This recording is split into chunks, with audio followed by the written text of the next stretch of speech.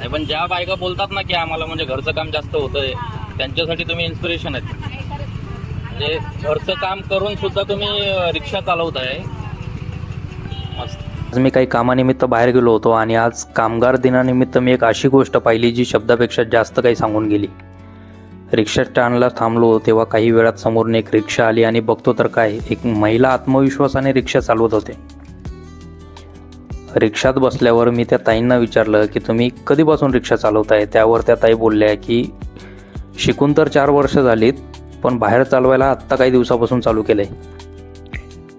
भोक्कुम ते कोथरूड त्यांच्या रिक्षात प्रवास करताना आमच्यात बऱ्याच गप्पा झाल्यावर त्या ताईंनी काही गोष्टी सांगितल्या.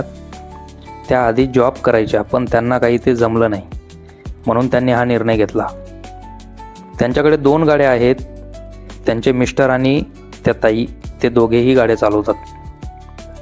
एवढंच नाही तर सकाळी लवकर उठून घरातील सगळे कामं करून मुलांचे आणि स्वतःचे जेवण बनवून त्या दिवसभर ट्रॅफिकमध्ये रिक्षा चालवतात.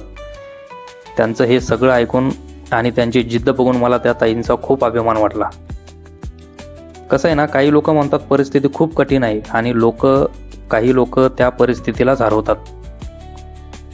यातून मला एकच गोष्ट कळली की आपण प्रत्येक गोष्टीत कारणं शोधतो आणि काही लोक त्यातून मार्ग काढतात.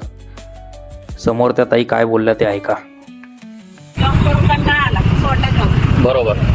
आणि म्हणजे घरकाम करून हे आपल्या घरातलं करून मुलं बाळ असलं आणि मुलांची यावर्षी 2 महत्वाचे वर्ष आहेत ना, 12वी की 10वी मुलाला डिसिजन ते पण वेळेवरती द्यावं लागतं. नाही आपल्याला ठरवलं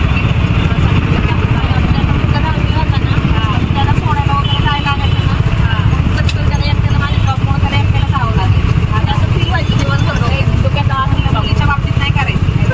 आणि मग दुपारी शाळेतला घेऊन मुलासाठी तेवढं करावं ना. क्लासला सोडते 5 वाजता, तिचा क्लास असतो 9 वाजेपर्यंत. 8:30 पर्यंत तिच्या क्लासमध्ये पोहोचते संध्याकाळी. 24 जातो.